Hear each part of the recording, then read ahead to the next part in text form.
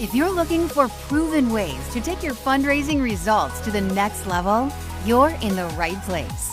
Welcome to the Intentional Fundraiser Podcast, hosted by Tammy Zonker. Tammy has trained and led thousands of nonprofit organizations to collectively raise more than $500 million and is also recognized as one of America's top 20 fundraising experts. This is the podcast where Tammy equips and empowers amazing fundraising pros like you to transform your fundraising so you can transform the world. And now, let's hear from Tammy. We'll start the show in a moment after a word from a few amazing fundraisers about what they value most as members of Tammy Zonker's Fundraising Transformers community. I have had the honor of learning and growing from Tammy. She has really helped us understand how to communicate better with our donors, how to make sure that our mission is at the front line of their decision making, and she has just been an absolute joy to learn from. That's Stevie Shoemate from Chapters Health Foundation in Tampa, talking about how being a growth member is helping her communicate better with her donors.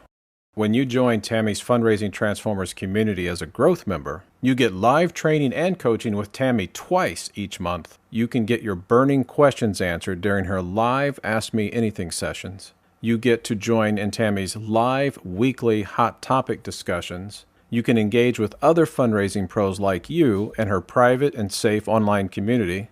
And you get 24/7 access to her growing library of on-demand fundraising training videos and tools. Here's Jenna Sapluski from the Coalition for Children, Youth, and Families in Milwaukee talking about how being a growth member in Tammy's Fundraising Transformers community is helping her grow her capacity, her skills, and her confidence as a fundraiser. It's been so helpful for me to grow my capacity and my skills. I feel more confident knowing that I have Tammy and the Fundraising Transformers group for support. I've reached out to Tammy and the group on several occasions, whether it be just some wording for an email to say, hey, can somebody give me just a little bit of feedback on this? I'd love your thoughts before I send this out for an initiative. We'll hear more later in the show about why Jenna values having access to Tammy's members-only on-demand training library. To learn more about the Fundraising Transformers community, visit fundraisingtransformed.com/growth.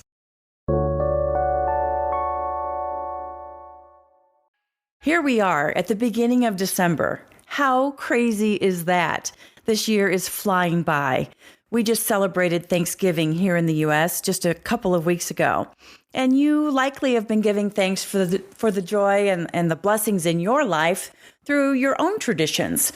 Maybe you've gathered with family and friends in person or maybe via Zoom. You've likely eaten way more food than you intended. I confess I have. And while the American Thanksgiving was some version of its Norman Rockwell-esque turkey dinner may be how you celebrate the holiday, people all around the world gather to give thanks each autumn. Some nations, like us here in North America, even declare it an official holiday. Traditions and histories may differ from country to country, but gratitude and celebration of that gratitude are universal values. At your nonprofit organization, you may also have your own traditions and practices for celebrating thankfulness and gratitude for your donors. You've hopefully held or are planning to hold a thankathon, or maybe you're systematically calling and thanking your most generous and your most loyal, longtime supporters. You've reminded them that they are not just giving money, but they are truly changing lives. You've conveyed how grateful you really are for them, strategically using some of Dr. Jen Shang's identity-based 9 moral adjectives. You remember them: kind, caring, compassionate, helpful, friendly, fair, hardworking, generous, and honest. Of course, Jen is co-founder of the Institute for Sustainable Philanthropy and the world's only philanthropic psychologist. She purports that using these 9 moral adjectives as we thank our donors deeply connects with the donor's identity of self, how they want to show up in the world, how they create congruence with who they say they are and the actions they take in alignment with that identity. In our case, giving is the action congruent with being kind, caring, generous, compassionate, and so on. Perhaps some of your board members or development committee members joined in the gratitude fun by also making thank you calls. Whether you talked with supporters live on the phone or left a warm, sincere voicemail, or even sent a handwritten note or text, you did it. Bravo! I truly want to congratulate you on whatever action you took to thank your donors and to share the impact of their giving. While every nonprofit organization presumably aspires to meaningfully thank supporters, not every organization does. They just don't. And frankly, it is heartbreaking. I'm currently in a pledge with one organization to whom I've contributed more than $20,000 in lifetime giving. I'm a monthly donor to nearly a dozen other organizations and have been for 5, 6, maybe 7 years now consecutively. And I also give several more modest gifts to other organizations every year. I don't consider myself a major donor, but I do consider myself a loyal donor to many. And I have to say, so far this holiday season, I have not received any thank you calls. No handwritten notes, no holiday cards yet. Now, I did receive one really great personalized thank you video message from an executive director earlier in the fall. She sent the gratitude video within an hour of me giving an online gift to her great arts organization. Aside from that, it's generally been a little disappointing. Not that I give for the recognition, because I don't. But as a fundraising professional, I know the importance of gratitude. Even so, I get it. Fundraising can be a pressure cooker, whether it's because of time constraints or lack of resources, a mindset issue, or simply lacking an organizational culture of philanthropy. For a great majority of nonprofit organizations, expressing effective gratitude just does not happen. And sadly, our donor retention rates reflect that. So let's talk about gratitude and why it's so important to your fundraising success and sustainability. In fact, I'm bold enough to say it may be the most important tool in your fundraising success and sustainability toolkit. Now, I know there are some gratitude naysayers out there. I also read the January 2020 article in the Chronicle of Philanthropy. It was authored by the senior editor. His name is Dan Parks. The article's headline read, "Thank you calls show no impact on giving." Now, I was also keynoting the Nonprofit Storytelling Conference in San Diego this fall, and I heard another speaker reference this article. So it's still a conversation nearly 2 years after this article was published. Now, if you read the article yourself, you'll recall, if you read it, or if you Google it now and read it, you'll see you'll recall that the author reveals the findings of a study conducted by Anya Samek, a behavioral economic guru at the University of Southern California, and of course, our beloved Chuck Longfield, the former chief scientist at Blackbaud. He's since retired from Blackbaud, but just a brilliant fundraising brain in our sector. So the study involved 70 public television stations and one large national nonprofit who provided information on 500,000 donors who made their first contribution to these organizations sometime between 2011 and 2016. So 500,000 first-time donors. The researchers randomly assigned some of the donors to get thank you calls and information discussing the impact of their gift. We're going to call that group A. The remainder of the donors, group B, did not get any thank you calls, did not get any impact report or impact communication. The results? Donor responses were monitored between 1 and 5 years after the thank you calls were made, and the research found that Group A thank you calls made no impact on future giving, regardless of the amount of the initial gift. the gift renewal rates were the same between those who received a call to say thank you and Group B, those who did not receive a thank you call. So essentially, on the surface, it made no difference, which is totally disheartening news. I mean, it's unfathomable, right? How could our gratitude calls not make a difference? So this is a great example of how you cannot rely on headlines or simply skimming articles or drawing conclusions from headlines and then make decisions on surface information. In this case, the surface information was the quantitative data on A/B testing on the correlation between thank you calls and donor retention. Now, if you dig deeper into the research findings, if you actually read the article, you'll find clues about the qualitative determinants that throw a fair amount of shade on the research conclusions. Now, I'm not a researcher, but I have been a fundraiser for more than 20 years. I have trained and led teams to raise more than $500 million, including a single gift of $27.1 million. So what I lack in scientific acumen, I like to think I make up in street cred. And even Anya Samik, one of the researchers in the study, said, quote, "I report what I see. We have to discuss the data," end quote. And that's the truth. The data, the preliminary findings, the surface findings are rarely the entire story. And we have to discuss these. We have to analyze them. So I want to dig in.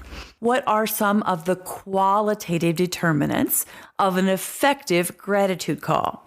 And what are the attributes of a quality thank you call, right? So qualitative thank you calls, qualitative notes, reporting impact. What are the determinants? How do we really do that effectively? So I'm going to break this down. The number one qualitative determinant is that the callers must have an authentic passion and connection to the organization. Whether those callers are staff or volunteers, or usually some combination of both, the person smiling and dialing has to care about the cause and know the impact donors really make when they contribute. They should have a story or two that they can tell. And ideally, they have witnessed or experienced the mission at work firsthand. They should be able to answer basic questions about the organization, the current needs, and the challenges of those that your mission serves.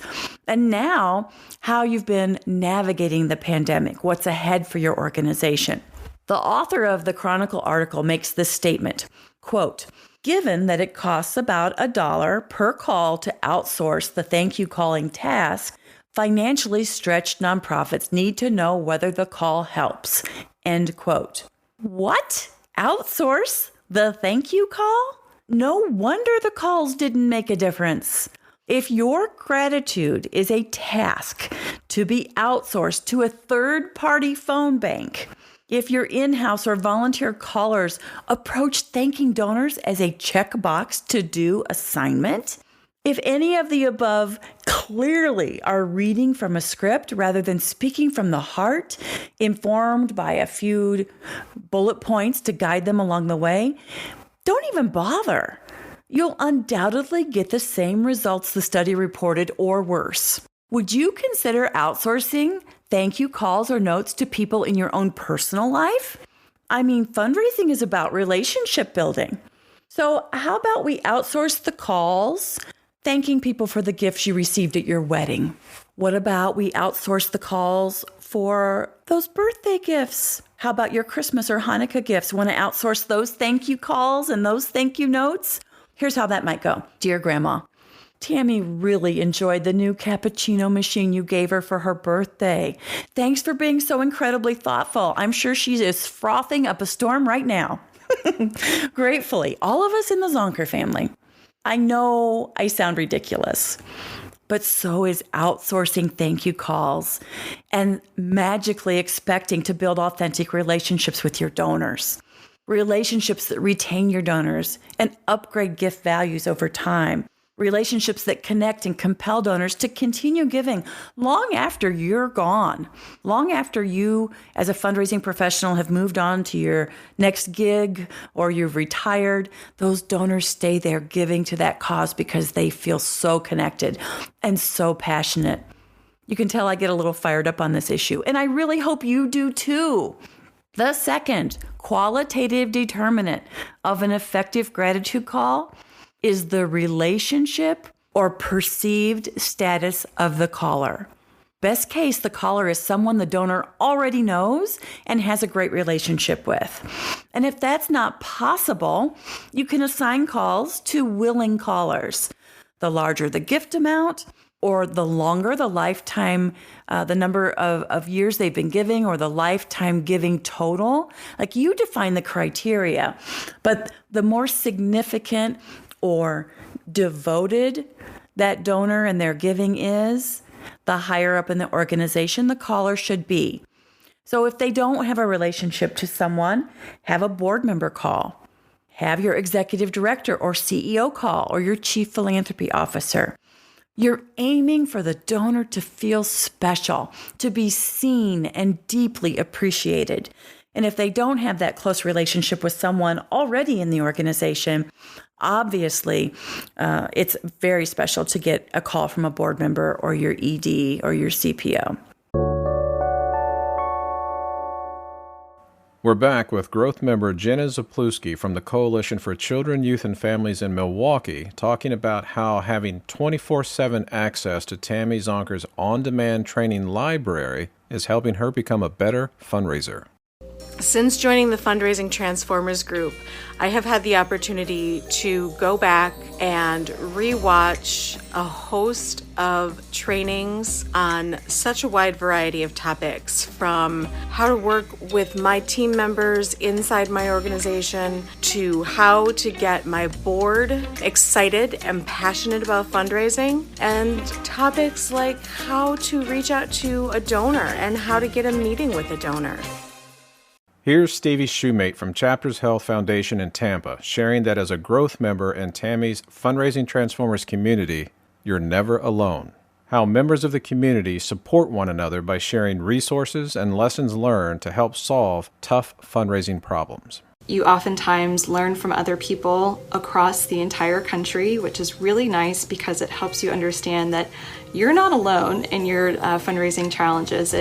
I was just sharing with someone the other day that it really helped me feel like I wasn't the only one experiencing these challenges, knowing that someone from New York or New Hampshire or Texas, people all over the U.S. with varying communities and different fundraising strategies, we're all in this together. At the end of the show, we'll hear why members enjoy learning from Tammy and what you can expect when you join as a growth member in her Fundraising Transformers community. To learn more about the Fundraising Transformers community, visit fundraisingtransformed.com/growth. The third determinant of an effective gratitude call is thanking the donor for something specific. In recent years, behavioral scientists and researchers have been making connections between the internal experience of gratitude and the external practice of altruism.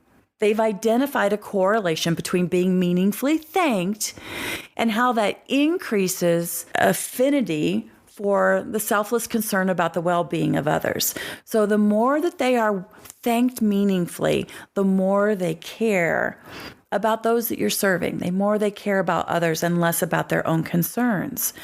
So we're connecting identity to an action, altruism, or giving. To go a step further, the research also indicates that being thanked for a specific action or result has a deeper and longer lasting impact than a general thanks for all you do kind of gratitude statement. And it makes sense. If we really want to be seen for our unique identity, our passion, our specific acts of kindness, then we want to be thanked for something specific. We're back to the 9 moral adjectives that Dr. Jen Sheng introduced us to, aren't we? Our identity as kind, caring, compassionate, helpful, friendly, fair, hardworking, generous, and honest. So an effective gratitude call or even voicemail would mention something specific about the donor and the difference that they make. I remember calling a board member at the Children's Center in Detroit, where I previously served as Chief Philanthropy Officer for 9 years. His name was Les. Les was a retired university professor, a widower with grown children who lived out of state. And despite chronic health issues, Les always showed up. He showed up for board meetings. He showed up for fundraising events, wherever he was needed. He would even give a significantly more elderly board member round-trip transportation. He'd pick up another board member who could not drive any longer, and he'd bring him to board meetings or key events, and he'd take him back home. And of course, every single year, he took pride in giving a financial gift that was personally significant to him. He always made a point of handing it to me, looking me in the eye and saying he wished it could be more. Now, mind you, he was very generous, and yet he still wished it could be more. My call to him went something like this: Les, I'm calling to thank you. He'd chuckle and he'd say, thank me for what? I'd say, how much time do you have? I'm thanking you for the care and compassion you show for our children and families. You really do have a heart for them. You support them with your generous contributions throughout the year, but you also support them and us with your presence, with your leadership. You attend every single event. It's always a delight for me to be working at an event, talking with donors, and to look up and see you passing through registration with your navy pinstripe suit and a big smile.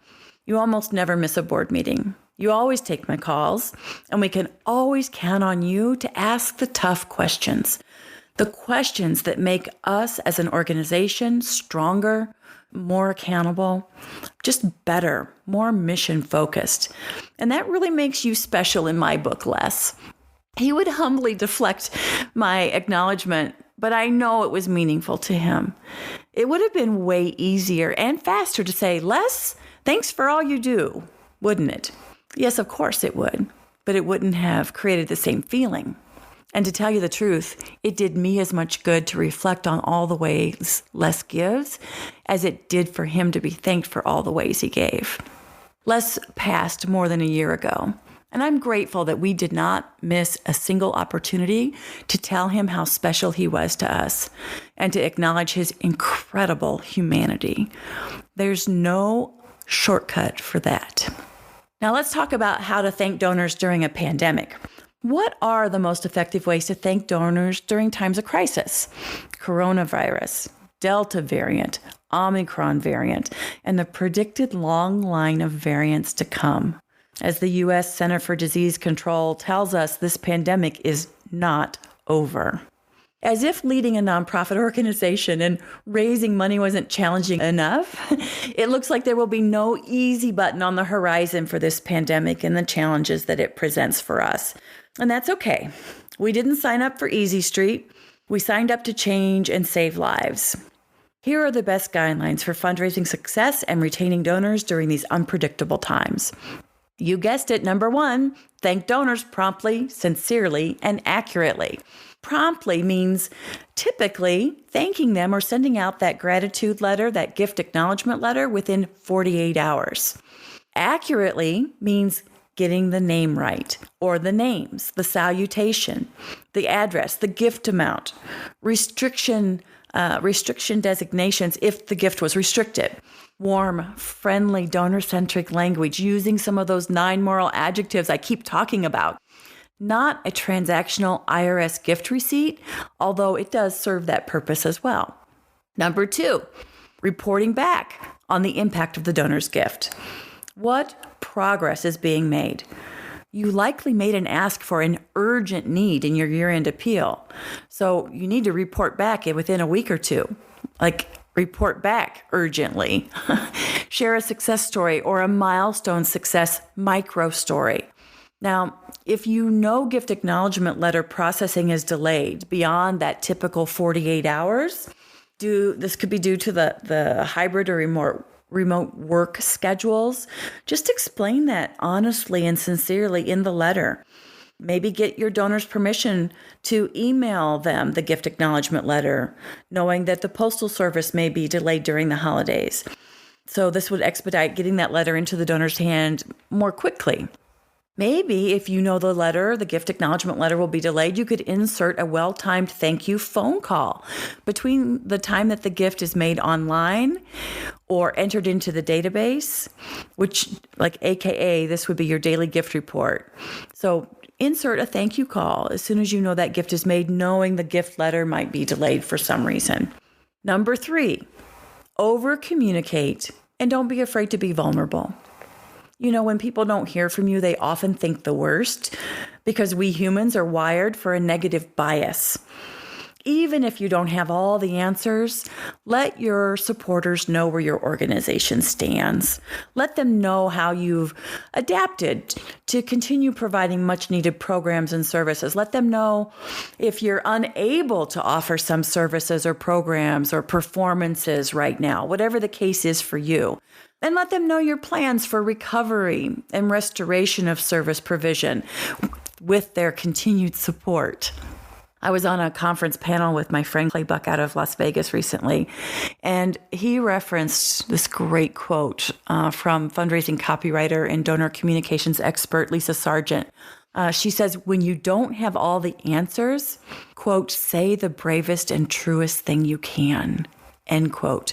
So when you don't have all the answers, when you don't know when you're going to be able to do live performances again, or you don't know exactly when you'll be able to bring back that specific program, just say the bravest and truest thing that you can and keep over communicating.